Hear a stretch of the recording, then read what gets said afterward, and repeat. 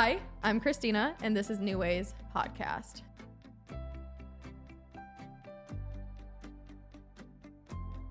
Today, my guest is a dear friend of mine, Sammy Corning. Thank you for being here with me. Thank you so much for having me. I'm so excited. Seriously, never done something like this. So It's so much fun. Dude, as you've been So much saying, fun. this whole room is giving a vibe. It is a vibe. Pink girly pop. Let's energy. fucking go. I'm so excited too that you reached out because you actually wanted to talk about a topic that's really near and dear to your soul. And I feel like I couldn't ask for a better person to talk about it because you're just very insightful. And it seems like you've made a lot of meaningful change over this event that happened to you. So today we're kind of going to be discussing grief. And I'll toss it over to you. Why did you want to talk about this? Honestly, I felt like I wanted to bring this topic up because there really aren't a lot of people that lose, or from who I know, put it this way, like have lost a parent in their 20s. And I found the experience pretty isolating. And if I could bring any like awareness to what grief is and like what happens when you lose a parent and kind of the stages I went through and how I remember when I had first lost my dad and I was like, my mom passing this book and it was like the benefits of death. And I was like, Your mom gave you this book? Yes. The Benefits of Death.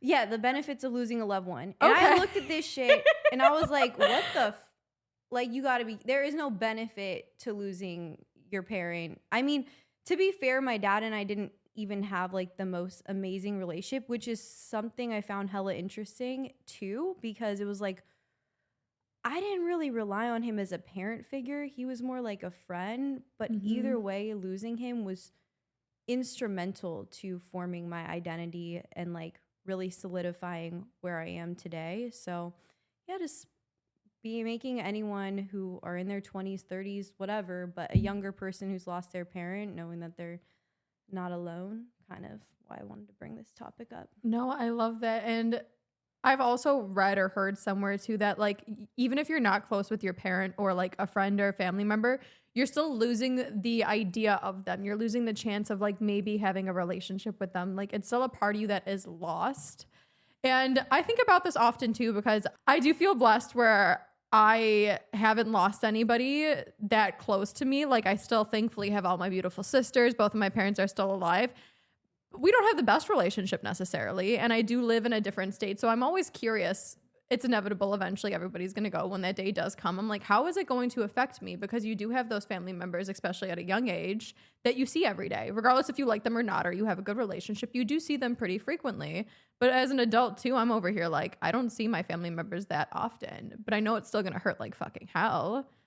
So I'm not waiting for that day to come, but to say the least, but I'm actually intrigued to see how I will cope with it. And maybe some words of advice from you will help me through it. Yeah, dude. I mean, one thing is like nothing can really prepare you and everyone's experience is different. Like that's something that I remember. I had friends who had lost a grandparent and like, I'm really obviously sorry for that loss. Or even I remember a friend like comparing it to the loss of a dog. And I was just like, all right, bro, this is definitely not the same. It was honestly only Claire, who had also lost her dad when she was 29, who was, I felt like, able to kind of relate, but it was a totally different loss for her. Her dad died by suicide, which that's grief in like two different ways, because you're like feeling like, why'd they go? But yeah, to your point, it's, if I can bring some of the things that was shocking to me in losing my dad. Dude, the way grief affects your body is nuts. Okay, so break it down for me. Talk to me about it. So I'll just like briefly summarize. My dad got sick in 2020 and they gave him about a 5-year life expectancy. He went through chemo. He got better. He got it again. He got better. And then it was December 2023 where he got re-diagnosed. And my dad was a fighter and he did not want to die. And he was like a 12-year-old trapped in a fucking 70-year-old man's body. Like he was terrified to die. To this day, bro, well, obviously to this day, but to his last day, he never wanted to tell me he was going to die, which was something that I had a hard time processing. because it's like, if you can't be real about it, how am I Mm-hmm. to be real with it? But anyways, back to the effects on the body. It was, I remember I went home for Christmas, and that's when my mom told me he's sick again and it's really not looking good. My dad wanted to do treatments. 2 months into treatments, the doctors are like, this shit's not going to work. Obviously, they said it better than that. Yeah. And my dad was fucking destroyed. I remember he sent me this text and he was like, kiddo, I got some bad news. And like, Shut up. I literally still, yeah. And he was like, you made it in the big town that I'd never been able to make it. So I'm proud of you. But like, I'm not ready to tell you yet. That was as far as I got in terms of him admitting he was going to die. But I remember going home in the middle of February, and what you were alluding to before, not that battle between, you don't see them as much living in a different state, in a different town. And I was so conflicted, bro, because I was still working my corporate job and I was just starting a new relationship. What a time. Girl, Justin asked me to be his girlfriend January 27th, literally in the beginning of January. I found out my dad's dying. So I'm like torn. What do I do? You know what I mean? Like, so you're in LA. And then where's your dad? San Francisco. Okay. So you have your life here, and then it's your father, who you love dearly, but you aren't necessarily the closest with necessarily, is sick in another area of the state. Yes, it's that. And there was also the way I grew up, like my house isn't really, it was just a challenging kind of childhood, and going back there is hard for me. And same with me. I can relate. Yeah. So it's like, I want to be there to support you, but at the same time, like, is me being there to support you going to like physically and mentally kind of kill me? Like, it's going to be a struggle. That part. Yeah. Exactly. I was like, I don't even have a place to stay when I go home. I have to sleep in the living room, and it's just, there's cancer stuff all over the place, which is just overwhelming. Also too, like, seeing somebody progressively getting sicker and sicker is like a whole nother type of pain in its own. Dude, and that was what I said about the body, all throwing it all the way back. So I remember coming home in the middle of February once, like, they basically said, you're toast. Like, it's just, you're gonna have to start going through the process towards death. And at this time, I went home and my mom wasn't gonna be there, so I kind of had to be the babysitter for the weekend for him. And that's when I got hit, and it was like the worst. Have you ever felt fatigue before? Oh, definitely. Bro, fatigue is like the worst. What do you do to get? It depends. Like, for me personally, it depends. I'm that person where it's just, I could be in a burning fucking building and say, this is okay. So like, I have the power within me to push through. I've had to. Relating to kind of weird childhoods is like, I never really felt safe in my home growing up, even though it was a safe place. It's just, it was very chaotic. I'm so used to fighting where like, I know I can push through. It was my normal. But now that you're like, it's so weird because when you actually get into like a healthy environment, when you get back into the toxic one and it does drain you, you're like, I don't know how to react because I know this isn't good for me. I know what I should be doing for myself, which is like stepping back, taking a break and setting boundaries. But how can I do that here when I'm back to this place where I'm so used to not having boundaries? You know? 100%. But fatigue wise, it depends on the scenario. I'm like, if I know in my heart and my soul that this is something I should be doing, I'll push through. But I'll be honest with you, at this stage of my life, I have a very low tolerance for bullshit as well.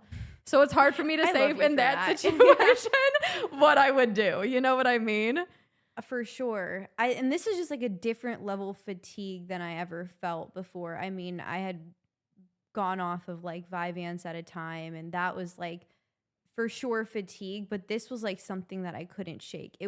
So it started in the middle of February, and then it was to the point where I was drinking like 4 Celsius a day, and I just could not feel like I was going to wake up. And it didn't leave me until after he passed away, which was May 8th. So like basically the end of May. So it was like February to the end of May where I literally just felt like I was sleeping.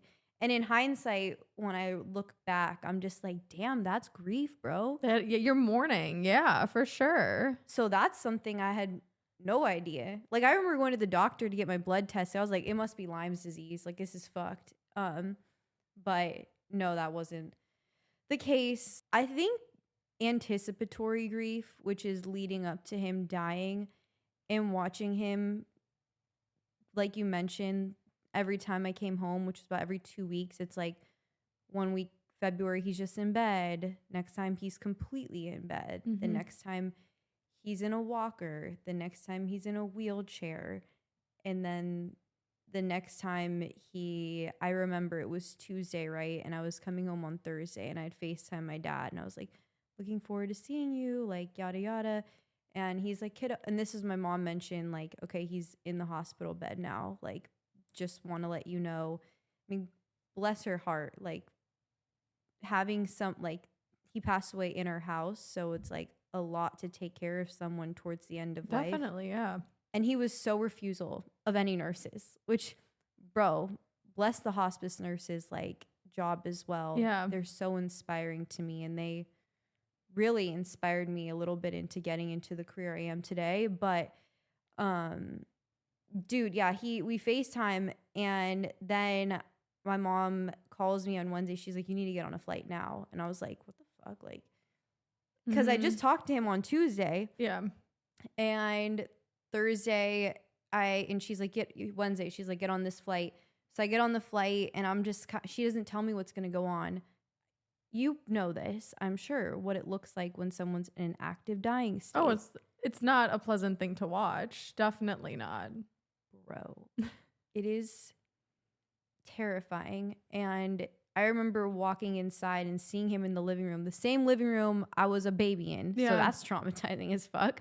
Like, and he's just in this like zombie mode. And I freaked out, had like a panic attack. He stayed alive for the next 7 days. And that's when I got really interested in learning about like the active dying process. And I'm curious, like what you've seen, like in your thoughts on like what happens in that stage. Cause you know how people sometimes have the surge.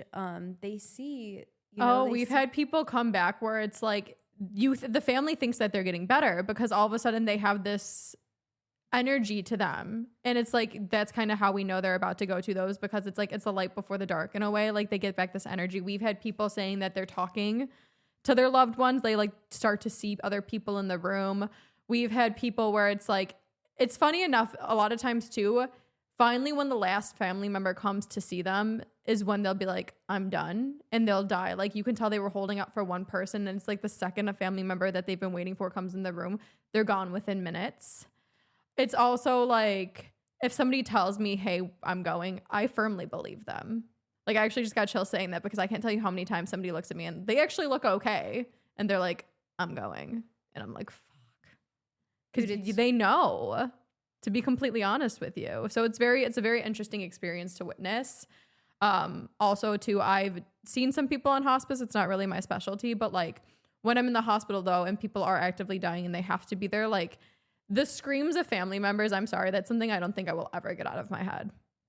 So, and everybody grieves differently. Everybody reacts differently. Like I've seen some people who don't even look phased. I see some people who are like wailing, but that's something I don't think I'll ever like forget, is like the cry when it actually happens.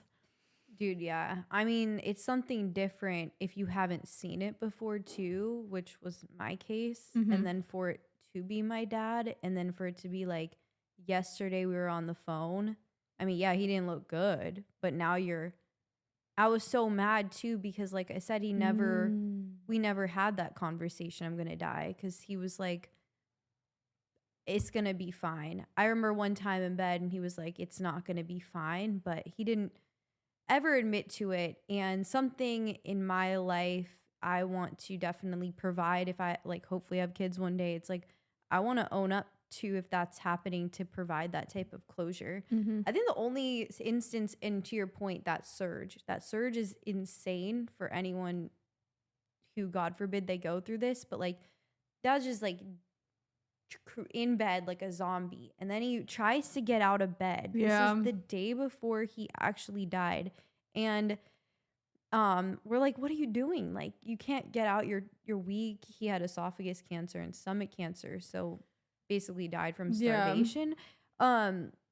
I'm so sorry if there's too many details. No, but no, my face made that face because I know people with esophageal cancer and I've seen them get like things removed from their throat, their face, and I just relived an image because like it's not a pleasant looking thing, like facial surgery or like removing. It's not.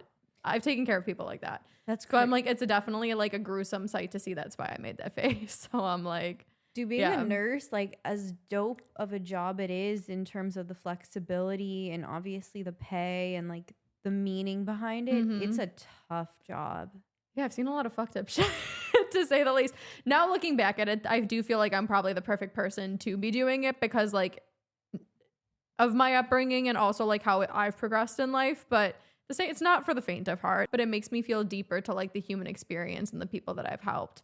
And that's something that like it's always going to be a part of my life. My entire life is just around helping people, regardless if it's with this podcast, this coaching, the nursing. I'm like, it's who I am. So it's worked out well for me, supposedly. 100%. But I hate to say it's like a woman thing to want to do a helping career, but I feel like it is in our nature. Like you give like a maternal vibe and we want to. All honesty, sometimes I wish I didn't like this shit. Sometimes I'm like, it would be easy to just be fucking selfish. It would be easy for me to just chase a fucking dollar. It would be so easy. I'm genuinely obsessed. Like I can tell it's definitely a passion, but yeah. Oh, I'm like, I wish can tell right now. I'm like, I wish I didn't fucking like helping people. Like that shit's exhausting. Holding people through these experiences, it's no fucking joke. No, big Hence facts. your body fatigue. It's not a joke. You have to really learn how to protect yourself and your energy as well as find good coping mechanisms to be able to support people as well as support yourself. So I'm curious too, now that your dad's pretty much actively dying, once it happened, how did you feel? And then what was the progression forward for you? So, yeah, I mean, those 5 days were just kind of a blur, I remember. And it was just so confusing because I had never gone through that before. I guess when he went through that surge and he gave me this like final, like he opened his eyes and that was the last time I saw him. And it felt like the goodbye. And then like you mentioned, he was gone the next morning. I did the bad idea of, this might be way too much context here, but I decided to watch them wrap him up in the living room and watch them. I'm smiling because that's how I take care of my feelings. I'm like, watch his ass get gurney downstairs. Bad idea. Don't do that. Anybody. I've bagged so many bodies in my life. You have? Not to joke. Like I'm laughing about it because no, for sure, dude. Definitely. I was working on Christmas one time, which is my birthday, and I was like, God. We were laughing, laughing because it's not a joke, you guys, but you have to find comedy in the dark times. You genuinely do. It was Christmas. I was there on my birthday with one of my other fellow friend nurses, and we were bagging a body. And I'm like, oh, what a life. Girl, you had a bag of body on all Christmas the time on your birthday. Yeah. That's something different. But I would hope, I mean, it's an experience to see for sure, especially them putting in the plastic bag, zipping it up and bringing it out the house. Okay, so you watched this. I watched that. And I think I had mentioned that I thought the tired spell kind of ended by the end of May. But now that I'm really thinking back, I swear to God, bro, it's like the minute that I watched that, I feel like it let go a little bit. Like I felt when you saw them bringing him out. Yeah, like it's kind of like it's over that part. You know what I mean? Like the whole worrying part of it.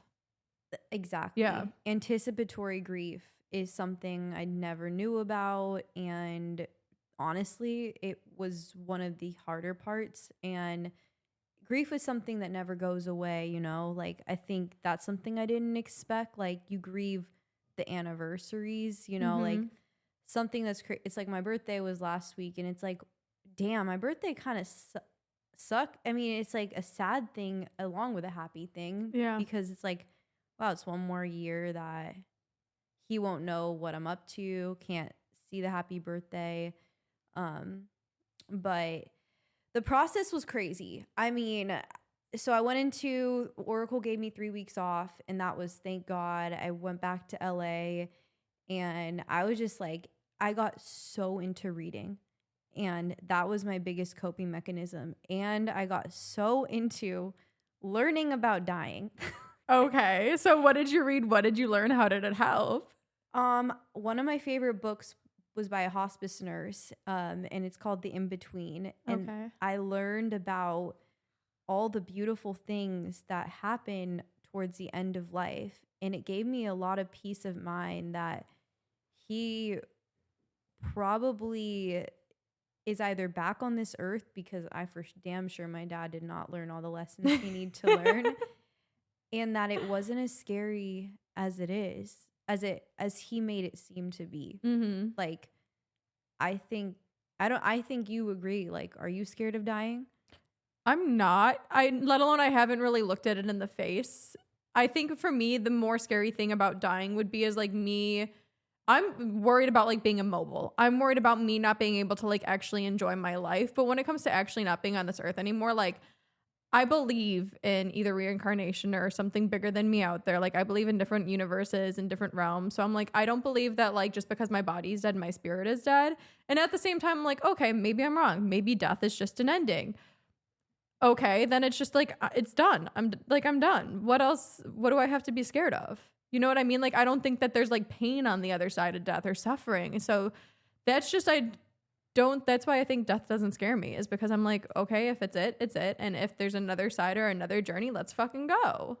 100%. Yeah. I think your soul has definitely been here a number of times, because coming to that conclusion isn't an easy thing for like, not saying the common person, but a lot of people in our culture and society in general, like death is so not talked about. It's not. It's so taboo, and it's a terrifying thing to. Why do you think it's so taboo though? And terrifying? Because it's unknown. Yes. Is a big thing, and it's arbitrary. And you know, that's a great question. If I think about why it's scary, it's because a lot of the time people aren't doing stuff that make them feel fulfilled on a day-to-day. I was gonna say the reason why I don't think I'm really scared of death is because every day I try to wake up and say like my motto recently is more life. Like every single day I want to wake up and find the joys in life and know that I'm living it to the fullest. And not to be this person, I'm no stranger to depression either. And when you do try new things and go into the unknown, it's fucking hard. I'm not saying it's easy. So sometimes I'm like, I already do all the hard things. Death kind of seems peaceful to me. Girl, no, like, no more bills. I'm like, I'm not here anymore. I don't have to necessarily, you know what I mean? I'm not always trying to grow then, which I do love it. There's so much beauty in it. But at the same time, it is fucking exhausting. It's this crazy world when we call life. But I'm curious in your perspective then too. Are you scared of dying? Oh no. Like, I make this joke with Justin. I'm like, I can't wait. No, but that's what I mean though. Why are you not scared? Well, I can't. Oh my god! I can't wait. It's a little morbid, and I know it losing, and that's when it all comes back to a couple different books. One, I read this book, and it was about a neurosurgeon who went into a coma, and the coma was essentially like an active dying state, and he went through this white tunnel. And this is a neurosurgeon, so he's tried and true, like right-brained. He's very, I think that's the logical brain. Whatever the logical side of the brain is, like he did not believe in the spiritual realm. And this is written from his point of view. And he remembered all of this. He wrote it down when he left the coma. And he had meningitis, which, as you know, is like very like, it's harsh. Viral meningitis, like it will kick your body the fuck out. It'll kill you, essentially. So all the doctors said, you're going to die. And he's in this, so he goes through this tunnel, and a deity comes to him, and it turns out the deity is his long lost sister, his sister that had passed away. And then he goes through these life reviews, and towards the end, to wrap up the story, he looks at different times in his life, and then it feels like 6 years for him when he's telling the story, but it really was 7 days. And then he starts hearing these voices, and it was all of his family around him in his hospital bed saying goodbye. And then he heard his son being like, Dad, I love you. Don't go. And he told the deity, his sister, in this like heavenly tunnel, he told us like, he's like, it's not time. And he just whoop, and came back to life. Okay. Bro. And that story was just like, that made me realize, okay, dying is going to be kind of cool. I was gonna say maybe also I'm not gonna get into that, but I've had similar experiences on like hallucinogenics. So I'm like, maybe that's why I'm also not that scared, is because I genuinely, with all my heart and soul, believe that like this, what we see here, is not it. 100%. Yeah. Likewise, like I did acid once and like not again. And we're not necessarily encouraging it, but yeah, I think it opens your mind. yeah. And losing someone, especially your parent, opens your mind. It opened to all. The book was called Proof of Heaven. It just came to me, and that really shifted my perspective. And then, wait, what was the original question? Oh, why am I not scared of dying? Like, yeah, why you're not scared of dying is also kind of to the general point of this, is like, what's actually helped you through the most? It seems like you creating your own version of what death means to you and believing in something bigger than yourself is what has really helped you cope. True. Yeah. Okay. That's a really good question. What's helped me the most? I think in the beginning, it was a lot of isolation, a lot of walking, and a lot of reading. I read maybe 50 books. Like, I just totally became apathetic in my career in corporate America. I never felt aligned to it. And I think you had mentioned earlier, like, it would be nice not to want to help and just get to the bag. And I felt like I could get to the bag, but I didn't feel aligned with it for so long. Once I lost him, it was like I couldn't do some shit that wasn't making me happy anymore. I was going to say, before you mentioned to me, your relationship with money changed when you lost your father. Oh yeah, like remember when this happened 20 minutes ago? Like, yeah, when I was like, you're like, oh bro, like $10, like you should have parked here. I'm like, bro, it's $10. I could die. I mean, facts though. Like, that's the thing. I think it does put things into your perspective when it's like, you realize what truly matters. 100%. The only thing of the most value is your health and your relationships with other people. Like, I remember yesterday, I'm not working right now. I'm in school, and I just like to make people smile. My friend had a surgery, and I was just like, I'm just going to send her like a DoorDash gift card. And I'm like, I'm not even working, but the energy of money is what the value behind it. Like, who fucking cares if you have a Gucci this, a Prada that? How about make a smile on someone's face? That to me is more valuable. I don't know. What's your take on, you hear your take on money. On money? Like, my take on money is that it means a lot, but it also doesn't at the same time. It's kind of weird because when people say that's expensive, I'm like, okay, I'll just make more. And that mentality that money is always flowing through me, and as well as like, money makes you more of who you are, and I want to be fully abundant. Like, don't get me wrong, I want to be rich as fuck, and I have no fucking problem saying that, because I'm like, when I'm abundant, everybody around me is abundant. More life is given. I don't want it for the superficial reasons. I'm just always that person where I'm like, the second I let go of my attachment to it, kind of like anything in life, you let go of the attachment to it and you attract it, because you're not creating that resistance force there. That's why I'm like, I just have the utmost faith that I'll figure it out if I do need anything. Yeah, that's the thing. And I'm not saying like this is a very hard topic to even speak on, because it's so hard when people don't have it, I feel like. And me finally having it, I made a lot of money in a very short period of time a few years ago. It's weird because the second I was willing to lose all my savings, which was not much as the time, is the second that influx came in. So that really flipped a switch in my brain, as well as like I had all this money now, and I'm like, what's the point? Not even what's the point, but I was like, I was buying all these expensive things and doing these nice stuff, and I'm like, it just puts things into perspective. I'm like, it's not everything, and I can create more of it whenever the fuck I want to. So it's different if you are actually struggling for a meal to have that mentality. I do get that, but that's just the second any time in my life when I decide to say fuck it, everything falls into place. 100%. I think it's really good that you mentioned that, because we're come from a privilege, like whatever it is, like we are privileged to even speak like this, because in school we work with people that truly are worried about their next meal. Definitely. So just want to acknowledge, like, that's not everyone's circumstance, but absolutely, like, tripping off the little things, like $10, that's headspace that I could use towards anything. Other things, or also just like, it's a negative energy to it, and I'm like, anything that's negative energy, I'm not about it. I don't know, to me it's just like, for some reason, the most valuable things to me are the things that you really can't buy with money. It's like, there was a lyric I heard where it's like, you can keep your cash, like what I want you can't buy. And I'm like, you can't really buy that. Like, yeah, you can buy relationships, I guess, but that's not the type of relationship that I naturally attract. Like, I feel so fucking blessed to have so many great people around me, and I feel blessed to have money. I can't tell you how many vacations I've gone on where I'm like, I'm paying for the villa. Just buy your plane ticket and fucking come. Like, I don't care. I just want you there. We love being your friend. That's the Hell thing. yeah. I'm like, just come. Why not? But I don't know. It took me also, like, growing up in a neighborhood where a lot of people did idolize money and I saw they weren't happy. It also took me, once again, like, letting go of my attachment to it to come out on the other end. So that's it. But it seems like, too, like, you losing somebody really put things in perspective of what is important.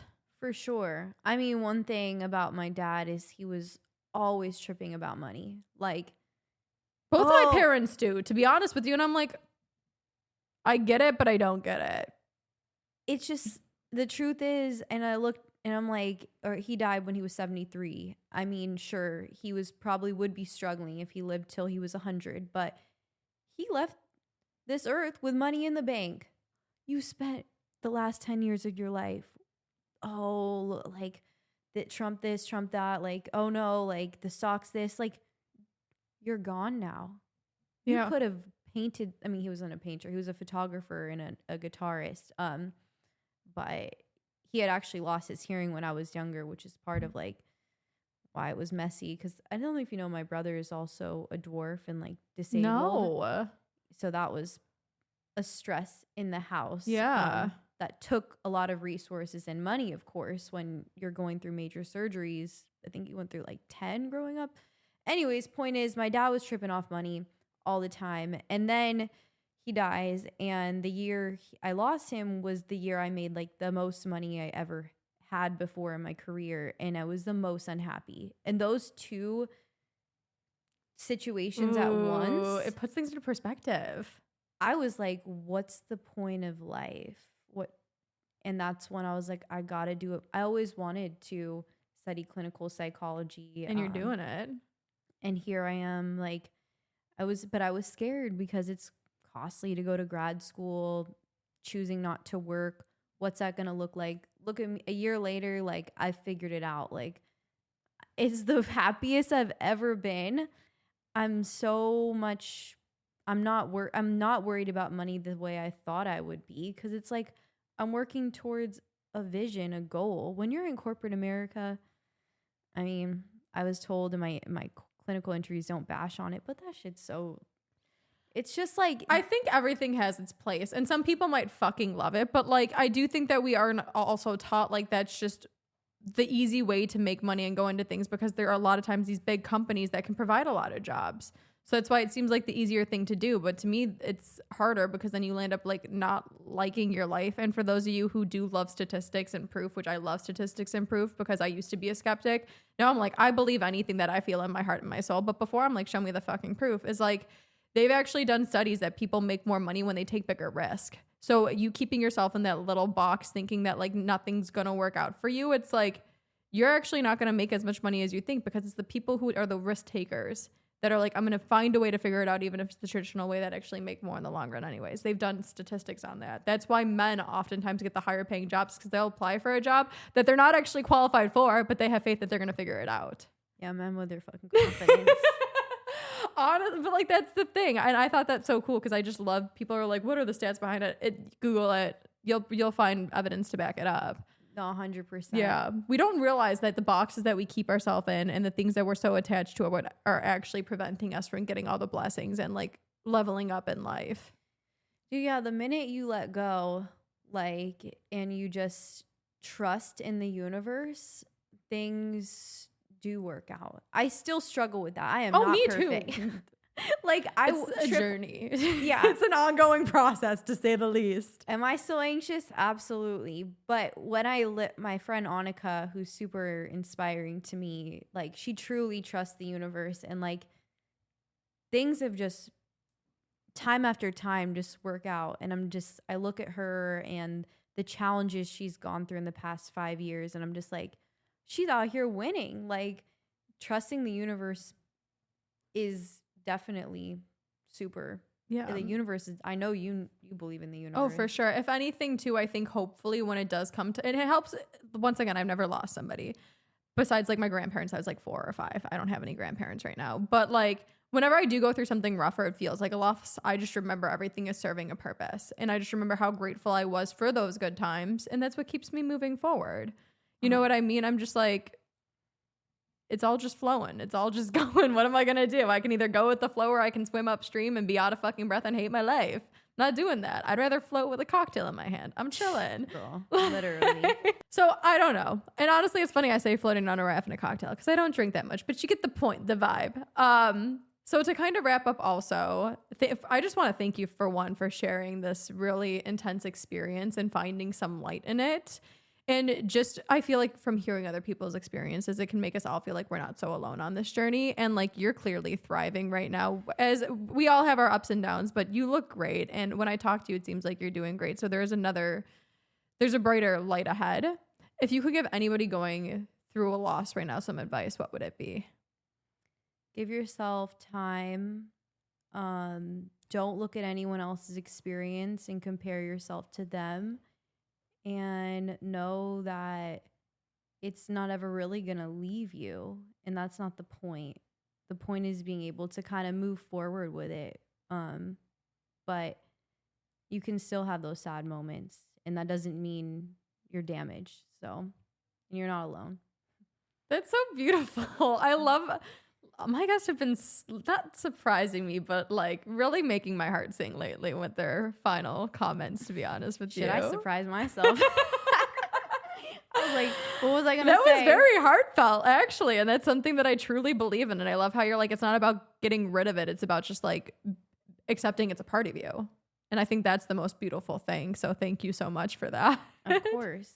Thank you so much for having me today. Of course. Yeah. It's been a pleasure. And thank you guys so much for listening. Until next time, I love you. Bye. That was fun. All right, let's go into some